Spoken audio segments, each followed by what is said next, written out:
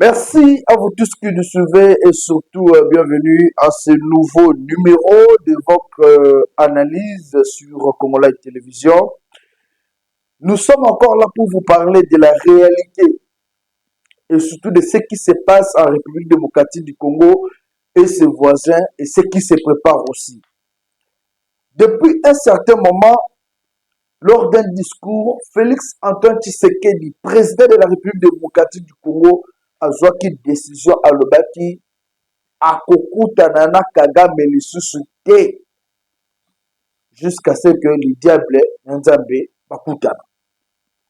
Mais il s'avère que par rapport il y a une négociation, l'accord de Luanda, le président Joao Lorenzo a annoncé pour ce 15 décembre la rencontre entre tripartite RDC, Angola, Rwanda. La question que tout le monde se pose, est-ce que le chef de l'État Félix Antoine Tshisekedi est obligé d'aller répondre à cette invitation dès que là physiquement, ou est-ce que la RDC doit être représentée dans cette réunion? Et de l'autre côté, nous allons aussi analyser le propos du porte-parole du gouvernement rwandais qui sont le gouvernement rwandais est contre la révision ou le changement de la constitution en République démocratique du Congo. Comment un pays voisin comme le Rwanda, un petit pays, peut être contre la révision ou le changement de la constitution d'un autre pays souverain, un grand pays comme la République démocratique du Congo? Qu'est-ce qui se cache derrière? Et nous allons aussi parler de ce procès qui s'annonce pour le 25 février 2025 entre la République démocratique du Congo et le Rwanda. Nous avons tous suivi le vice-ministre de la Justice, Samuel Bemba, annoncer un procès contre Paul Kagame. Il y a des images que nous allons vous montrer. Chers compatriotes Baimboka, j'aime vous appeler comme ça. Chers compatriotes Baimboka, vous qui nous suivez de partout, likambo ya mabele ekotikala likambo ya mabele. Mutu moko te akoki kopekisa congolais a réfléchir sur makambo ezolekala mboka na ye. Processus de Luanda depuis ezala engagé jusque la solution à malonga emonana te. Au moment où na Luanda va déclencher cessez le feu, nous avons constaté que nos FARDC, la partie est, ça là cessez le feu, mais cependant, le M23 et les ADF continuent à Kibitumba. Et le FARDC est obligé de répliquer pour protéger la population, protéger notre territoire. Paul Kagame n'a jamais reconnu que le M23 bazabana na ye oya binisaka mabele pona bavimba. Paul Kagame n'a jamais reconnu que yende mutu lelo aza à la base il y a instabilité à partie est na bana na ye ba M23. Pour Paul Kagame, il faut d'abord que la RDC l'aide de chasser le FDLR. Na mboka na biso Congo puisque yazo kanisa lokola RDC comme lokola base ya ba FDLR. La rencontre prévue pour ces 15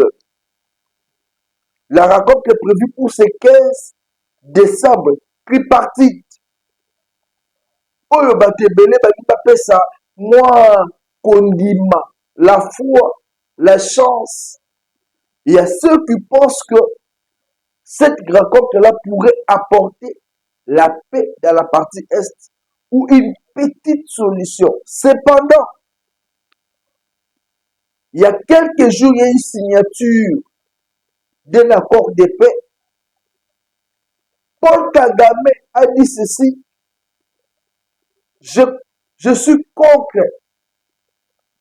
la SADC, l'Angola, puisqu'il me fait signer un document au nom du M23. Cependant, moi, je n'ai pas des éléments au sein du M23. Paul Kagame a oublié qu'il y a eu même des rapports des Nations Unies qui impliquaient son armée, l'armée rwandaise, dans le massacre de la partie est de la République démocratique du Congo. Aujourd'hui, si nous comptons le nombre de morts, les cas, la partie est, Paul Kagame, c'est un criminel. On doit arrêter Paul Kagame. Tous en 9 pays voisins. Pourquoi c'est seulement le Rwanda, Ndemutu a créé des hommes? Il y a un monsieur, après avoir suivi notre analyse d'hier, qui m'a dit malheur ya mboka na biso eza Afdel Muteyaki na moko Afdel Mutememela biso ba Rwandais. La preuve en est que tant Afdel a koti kaka na mboka na biso, chef d'état-major c'était un Rwandais, James Kabarebe. Vous mettez un Rwandais comme chef d'état-major. Il n'est pas contre ça, Rwandais. De ti lelo boumbu na biso, Rwandais va comment maîtriser même cette situation sécuritaire à RDC. Le chef de l'État Félix Antoine Tshisekedi, qui se bat bec ongle pour la paix dans la partie Est, doit-il aller répondre à cette invitation de la tripartite Angola, RDC, Rwanda? Il y a de ceux qui pensent que oui, il peut aller sur le plan diplomatique si les frontières entre Bissona Rwanda et Katanate. C'est-à-dire des négociations peuvent encore être possibles. Mais toutefois, le phare de ces formations est toujours vigilant pour l'année la partie Est et surtout que le M23 va se bundaka pour la base de Goma. Et pour le M23, ils pensent que signature et accord de Salemi entre la RDC et le Rwanda, ils ont engagé Bamoté. Nous avons suivi Corneille Nanga, les rebelles congolais, Corneille Nanga, Oyo Alobi, Makamwe RDC na Rwanda, va signer tel Bamoté, Bamon M23 na ADF, na AFC, Makamwe tel Bamoté. Cependant, Corneille Nanga oublie qu'il est nourri jour et nuit par le Rwanda. Alors, le chef de l'État est obligé d'aller répondre à l'invitation, selon certains, bien sûr. Question de négocier et de voir comment ramener la paix dans la partie Est. Mais il y a de ceux qui pensent aussi que le chef de l'État doit boycotter cette invitation. Pourquoi il doit boycotter? Puisqu'il y a ceux qui pensent que Kagame, c'est un monsieur qu'il faut brûler vif. Il y a de ceux qui pensent que Kagame, il faut qu'on kendene kakanamando qui kokotele tina wanda ko zoye ko chayata nasi. Kagame ayoka kate na bopete. Kagame aza mutu oyo il faut qu'on kendene kaka na mandoki. Nde ebele balobi bongo. Mais le chef d'État Félix Antoine Tshisekedi était un homme pacifique. Te yebike akoluka kosolola, mais seulement kosolola wana faut pas ebebisa ba détermination na ye. Il faut kosolola wana et contribuer pour la paix dans la partie Est. Il faut imposer à Kagame des marches à suivre. Il faut imposer à Kagame alongola bana bitinda na ye le Rwanda ba M23 na ba afitise wana balongwa partie est. C'est alors qu'on peut négocier. Et ce qui Kagame alinga ngote, mokonza mboka Fati Béton, je pense qu'il est temps de soba ba arme. Nenge bana tchambu bakamaka ba Rwandais na maboko. On est capable. Goma kaka ezala capable de kukota na Rwanda na kuboto la même mboka ne comme frontière et comme province mboka ku. Kagame à l'époque de Mobutu, est-ce que Kagame pouvait dire un mot? Mobutu président, Kagame pouvait dire un mot. Parce que Mobutu a fini na maboko. Et pourquoi aujourd'hui nous on doit laisser à Kagame le pouvoir de parler, tout comme appelle ça bénédiction pour la combat Kagame. L'OTAN, États-Unis, Europe, je pense que Bamboka, tout l'Angleterre, l'Union européenne, il faut aider l'armée et Rwanda. Pourquoi vous n'aidez pas la RDC?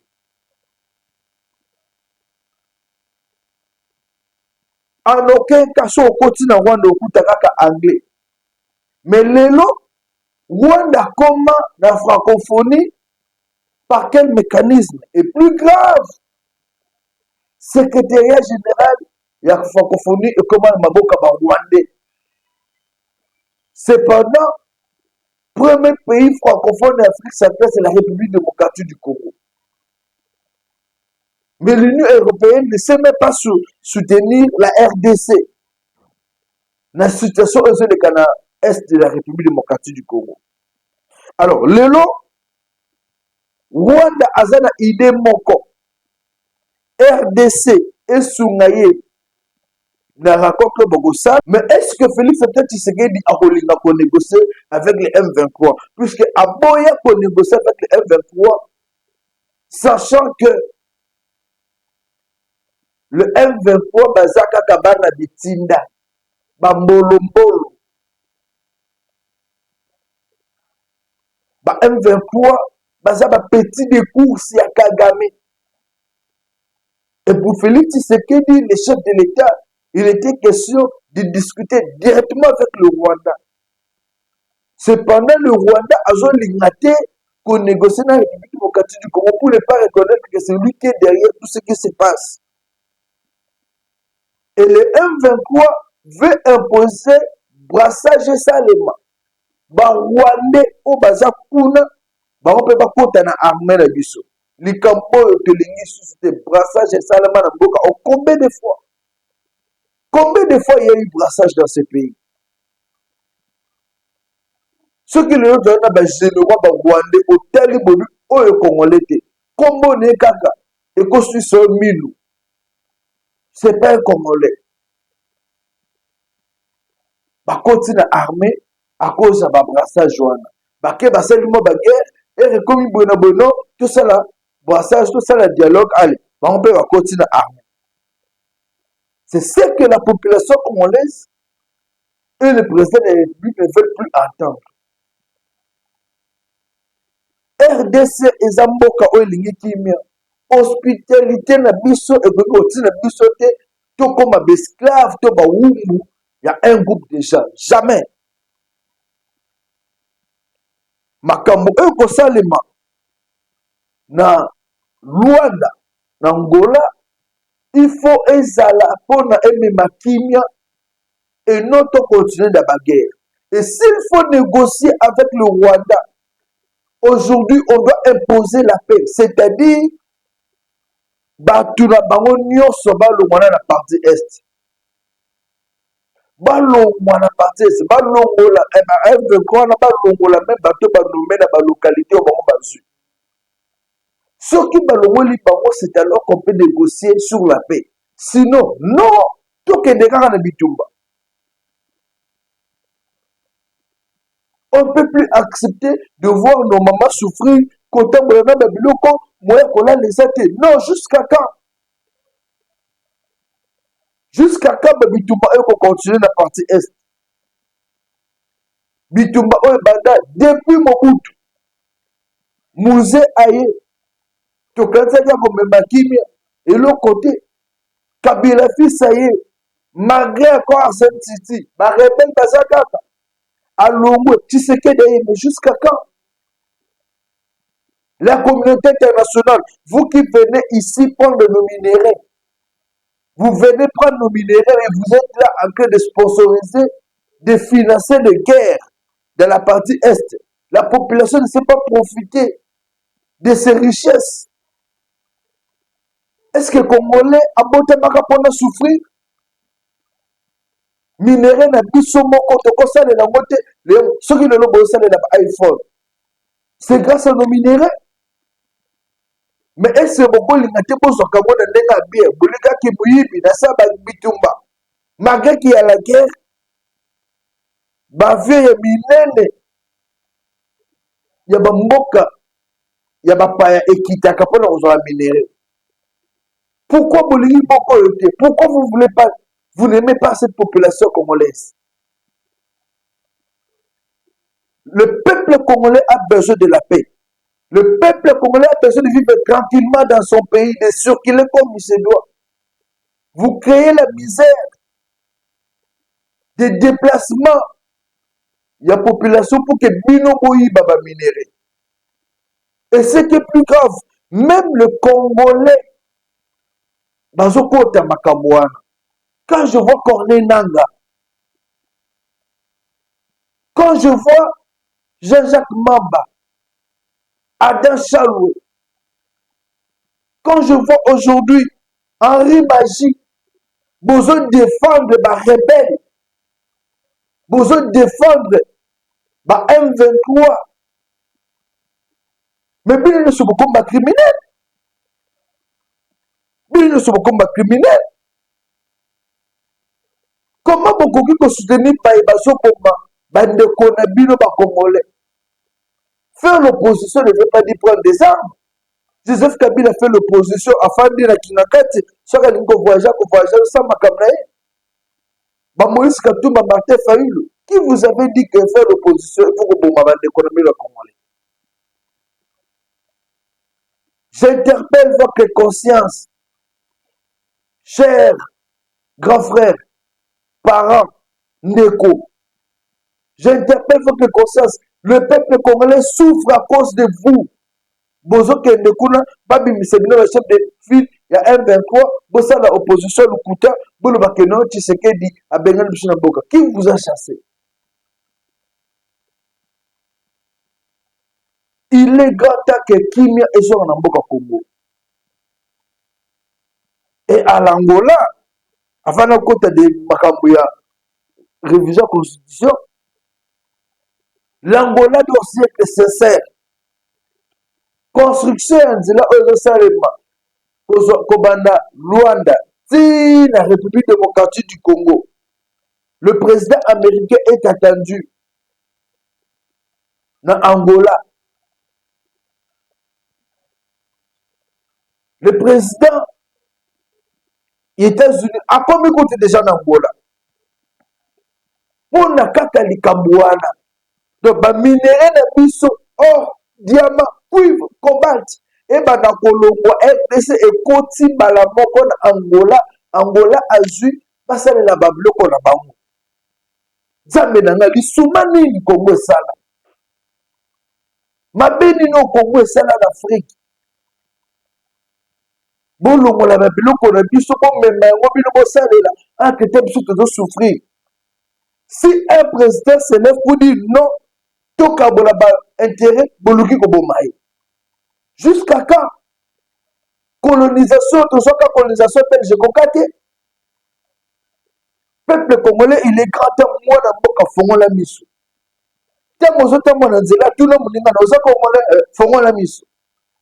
Mboka na biso, ils a pris en otage par les Occidents. Ils ont utilisé Rwanda. Na tubana wa M23, na ba ADF, na ba AFC. Aujourd'hui, tout Congolais doit se lever pour dire non dans Makambozo le Congo. Ce hôtel ba massacre. Aujourd'hui, ça la partie Est. Qui peut tolérer cela? L'Angola doit être clair. Tulingi suste babakambo accord onité. Quelle soit décision. Rwanda, kata makambo na yo, zabanga na yo, bozanga na ndako na bino. Ceux qui bolingi minéral na biso boyo te négocier par rapport au pourcentage. Plus question comme on a, bande comme ça bakufa. Ceux qui Rwanda aboyi, on les pose la guerre. On va imposer la guerre aux Rwandais. Et je pense même pas que Rwanda wana na nengenga na yebeli République démocratique du Congo ceux qui bitumba lelo Rwanda ko ça même une semaine. Jamais. Au moins que États-Unis côté là. Ceux États-Unis côté les biso peut bengi Poutine. Toke na ngoka bongo to beba na kaka ceux ko sem guerre goya e ya bala moko. Bango ba bengi ba Américain ceux to bengi Poutine. Comme ça que bebani troisième guerre et ceux qui négocier to renégocier. Jusqu'à quand on va continuer à vivre cette situation? Alors, je pense que le chef d'État Félix Tshisekedi, le 15 ans, aux autres Kitawana, papa, oza mwana nkoi, ce qui n'a tellement papa était Tshisekedi, azaki mutabajete, azaki tanga lobby à lobby. Et yota muzoke de kuna, imposez-vous. Vous êtes un grand chef, vous devez vous imposer. Dire, tolingi kimia, ce que kimia zalite, allez, toke na guerre. Kuta va guerre, bande so, kuta de Kagame, c'est le béché, bête monsieur de Makof. Bête dem bataille bien. C'est Kagame à côté de vailloté, Fachi Béton.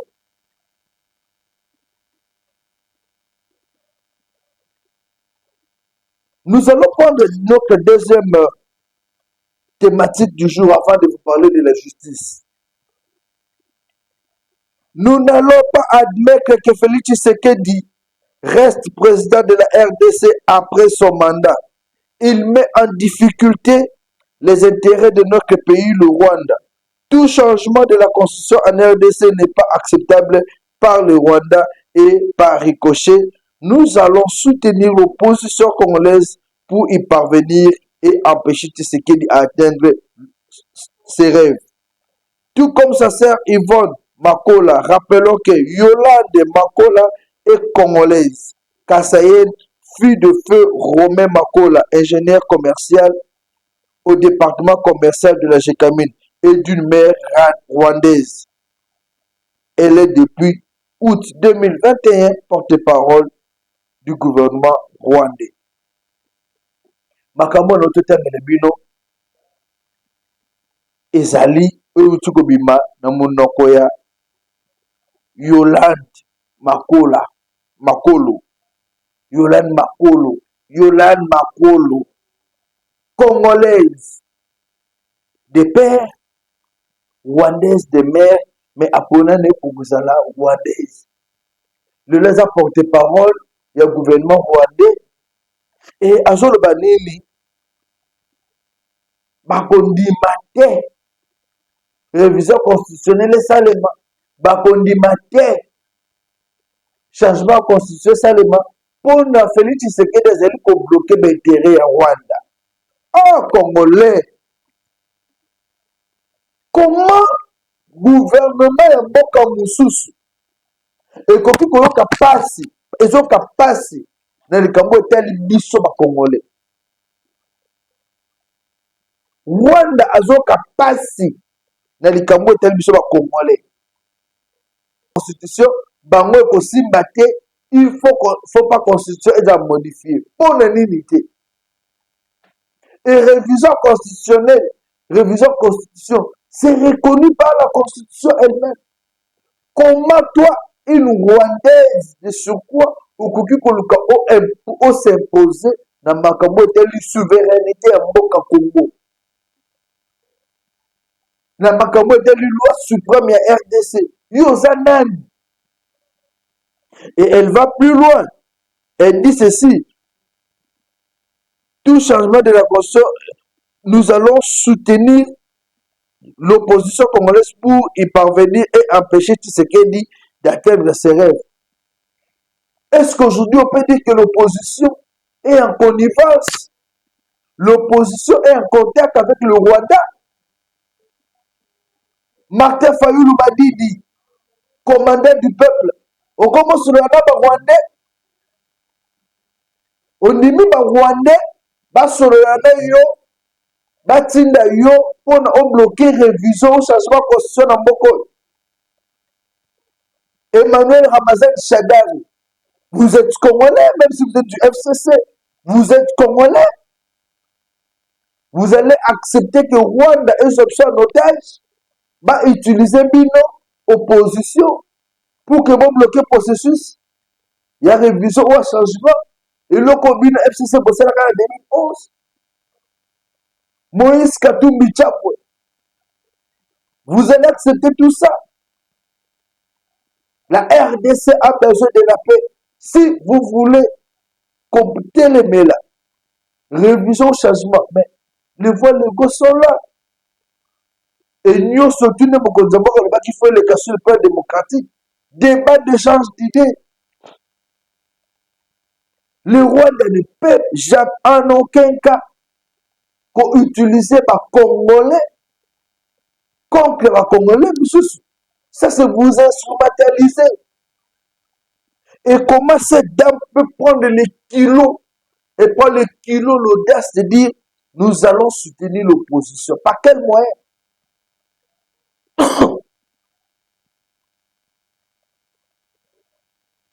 Franck Diongo, Abimi Awa le bel qui existe, si tout le monde est dans Rwanda, à Sali Demati. Est-ce qu'aujourd'hui on ne peut pas dire qu'il y a des opposants qui sont en contact avec le Rwandais? Et si vous êtes en contact avec le Rwandais, est-ce que vous aidez ces pays d'aller de l'avant? Aujourd'hui, on ne doit pas dire que c'est seulement Tshisekedi qui est mauvais. Tshisekedi est mauvais sur quelle place? Sur quel plan? Tshisekedi a trouvé le pays dans une situation catastrophique, contrôlé par le Rwandais. Et voilà pourquoi ils disent que Tshisekedi, son pouvoir, déclut les intérêts du Rwanda. Oui, c'est logique, puisque Tshisekedi a mis des mécanismes où ils se permettent que les Rwandais les susciter dans le Rwandais. Rwandais depuis quand? Bazala na or. Rwanda or ezalaka te. Bazoi ba or en mboka na biso. Après babimba meilleur producteur à or. Depuis quand? Tant que bloqué bango, il faut tout bloquer pour la moteur sur cette ligne de révision, tout changement de constitution et katika libérer les choses à nous. Tout bloqué bango et il y aura changement de la constitution en Boko. Révision pour ça. Et les gens suivis aujourd'hui, Delis Sanga, depuis l'angle là où il séjourne, à lobby, à Pessi même article, à lobby, sur hôtel, la constitution de M. Makamonet, il y a nomination à Premier ministre, comme on est comme un débat, il faut qu'on puisse pouvoir le président de la République. Là, on doit modifier. À lobby, sur une élection présidentielle, au lieu qu'ils aient un tour, ils sont à deux tours. Voilà un Congolais. À soutenir la révision de la constitution, après si argument, puisqu'il y a un tabander. Que ce soit sous Tshisekedi ou sur un autre président, s'il faut que la RDC ait une décision pour ça, la révision de la constitution, tout changement de la constitution, et ça, les Kababa Congolais, Rwandais. Que vous soyez de l'opposition, de la société civile, pour les Kababa il faut que la mise. Que vous soyez de l'opposition de la majorité, jamais beaucoup qui soutenir Rwanda et à Munguna. Biso na kati toyo kobunda. Mais ceux qui Munguna yeko kote, faut te beta et abima, tout tika la biso na biso. Likambo mabele, ça likambo mabele. On ne doit pas soutenir et encourager le Rwanda et Rosala Babuzo Banana Boka Congo. Non, non, non. Et ministre Rwanda a joué kilo. Yolande, aujourd'hui kilo. Non, on va soutenir la RDC. Osa nani pour nos décisions sur Makamamboka Congo. Ça doit plus se faire. Et à moi j'encourage le ministre de la Justice, la décision au Bazou, affrontement écossainement de nouveau le 12 février 2025 devant la Cour africaine des droits de l'homme et du peuple. RDC Rwanda. Retenez bien la date, c'est pour le 12 février 2025. Toi, accusa qui bango. Rwanda, il faut assamba. Rwanda akolela. Ti Kagame bakokangai. Qui est ce Congolais là qu'on s'appelle le lot tout Congolais partout il est. Ce que le que notre Tobo Makagame et le Tobo Maï. Et tout Congolais veut voir Kagame là partir. Et le régime n'écoute le roi. Ce que vous avez dans la constitution ou changement, puisque vous avez un coup d'été, on est prêt. Coup d'été, ça les Le régime ne couvre pas le roi. Il ne faut pas blaguer avec la démocratie du Congo. Et déjà, je vous informe que pour le 12 février 2025, devant la Cour africaine des droits de l'homme et du peuple, juridiction relevant de l'Union africaine, ce procès s'inscrit dans une série d'initiatives judiciaires internationales visant à mettre en lumière les violations perpétrées par le Rwanda et son président Paul Kagame sur le sol congolais. Paul Kagame, okofuta masumu na yo. Bamama na biso o sali mabe, o bobomi, o ba soda na yo ba violé. Bana oyo ba soda no mwana bébé, soda na yo Rwanda ka violé. Bokofuta masumu wana. Et le 12 février pour ces ofongama. Toko tika mutute asakana na Congolais. Et pour finir, je pense que c'est le sujet que nous allons aborder déjà à partir de demain. Accusé de trahir la vision du chef d'État Félix Antoine Tshisekedi, Jean-Pierre Bemba va s'exprimer demain sur l'actualité de l'heure. Jean-Pierre Bemba Gobo va s'exprimer sur l'actualité de l'heure, sur la révision ou changement de la Constitution. Et puis, ce que tout analyser ma propos, tout analyser, est-ce que Jean-Pierre Bemba Aza, tout Azana Félix Tshisekedi. À partir de l'objet de l'Obelango, après le Obelango, Vital Kamere, Makamozo, ça m'a l'Assemblée nationale, et ça logique. Ministre Guissaro, va passer 48 heures. Et pas député. Député va passer 48 heures dans le bureau de l'Assemblée nationale pour convoquer plénière ministre Aya qu'on peut savoir moyen de défense. Ceux qui 48 heures on qui a peut penser à sous motion concret bureau de l'Assemblée nationale. On va revenir sur ça. Et entre temps, nous vous rappelons que l'actualité reste en continu sur votre chaîne Congo Live. Toutes les actualités, nous sommes là pour aborder cela avec vous. Et si vous voulez me contacter et me proposer d'autres sujets, mon numéro est le 081 244 83 09. 081 244 83 09. Bobengi Toko Solola. Ceux qui peuvent participer à l'émission, aux Anambokanine. Au Koki Kobenga, Toko Joyo en direct, Toko Solola. Merci, Potika la Madame.